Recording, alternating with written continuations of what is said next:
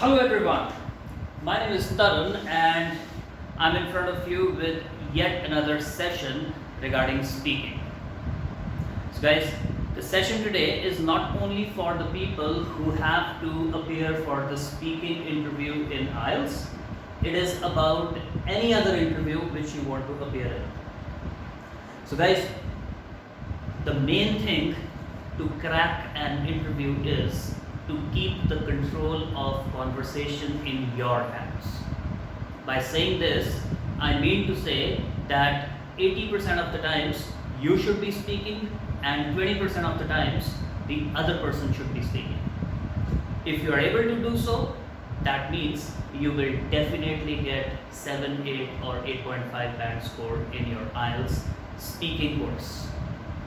So guys, taking the control of conversation is a skill and we need to make some conscious efforts in order to master this skill. And today we will discuss 3 things which can help a person to take the control of conversation.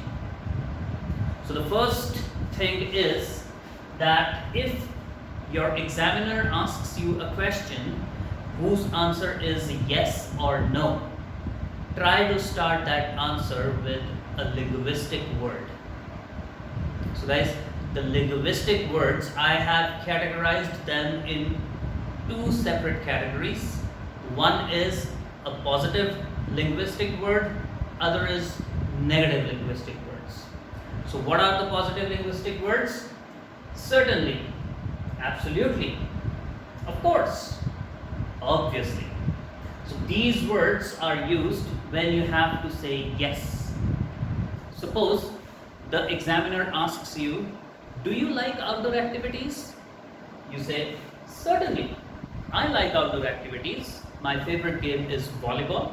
Whenever I get time, I go out in the field and play this game with my friends. Of course, I like outdoor activities. My favorite outdoor activity is volleyball. And if you want to say no, you can say, not at all. I don't like outdoor activities. Whenever I get time, I prefer to sit in front of my computer and talk to my Facebook friends. Certainly not. I don't like outdoor activities. Obviously not. I don't like outdoor activities. So, you have to make sure that when you are answering the question in a yes or a no, try to start it with a linguistic word. It gives a very good impression to your examiner. Okay, the second thing which we can master is how we can give open-ended answers. Guys, open-ended answer is an answer in which I leave something open for the examiner to ask the other question. That means, instead of he asking you कि भाई तेनू आहा आंदा है, तेनू आहा आंदा है, तुसी ओनू दसो कि भाई मैनू ये भी आंदा है, पूछ ले मैं तुझे पूछना है, मैनू वो चीज़ भी आंदी है, तुसी मेरे को वो भी पूछ सकते हो. So you can do this by giving open-ended answers. Let us take an example. It says, do you like outdoor activities? You say, certainly, I like outdoor activities. My favorite outdoor activity is volleyball. And I feel that I have learned the team spirit by playing this particular game. I know what are the qualities of a good team player, and I think that I gained qualities from volleyball. So definitely the examiner will ask you, okay, what do you think are the qualities of a good team player? You will know it beforehand and then you will start explaining the qualities. So instead of asking a new question, he has asked you the question from your answer itself. So this is how you can channelize your conversation in your own desired way. He asks you, what is your hobby? My hobby is to interact with different people. I think that with the help of this hobby, I have gained a lot of communication skills. I know what are the qualities of a good communicator, and I feel that I have those qualities. Obviously, the examiner will ask you, okay, so what do you think are the qualities that are required for a good communicator? So, in a way, I have channelized my conversation in order to take the control of it. The second thing which we need to take care is do not overspeak. Guys, if someone is speaking and you interrupt him, he feels disgraced. It's a matter of insult. It is not a good habit to overspeak to some person, and especially if that person is your examiner. So we need to make sure that we let him finish to his question. Only then I will start with my answer. I will not assume his question and start speaking even before he has ended his question. This is a very important thing, guys. If a person is overspeaking, it gives an impression that this person has a lot of attitude. एक फुकरा बंदा है, ऐसे करके अपने आप ही बोली जाता है, हले मैं अपना क्वेश्चन तो पूछा नहीं.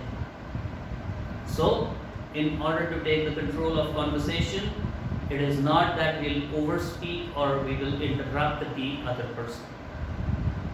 And the last thing is that you should have a skill of saying no to your examiner. For example, he says that, don't you think that having a good handwriting is not at all important? Because we are living in a digital world and most of the time we do typing instead of handwriting. And you have to say no. So it is not that you will abruptly say no. You will not say it like this, no? I don't think, sir. I don't think so, sir. I think that handwriting is still very important. That is a wrong way of answering your question. The correct way can be, you are absolutely right, but he says that writing is not very important. I say, sir, you are absolutely right, but I feel that with the help of the handwriting, the other person can judge you that what kind of personality you will have and what kind of thinking you have. So instead of saying no, you will say, you are absolutely right, but I wish I could agree with you, but. So these are things which you can use if you want to deny something to the examiner.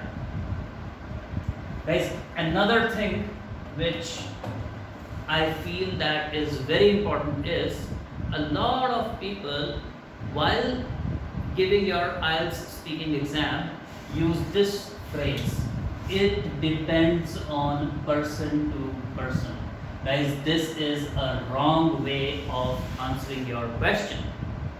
For example, we are talking about a shopping mall and your examiner says that, don't you think that the items available in shopping malls are quite expensive?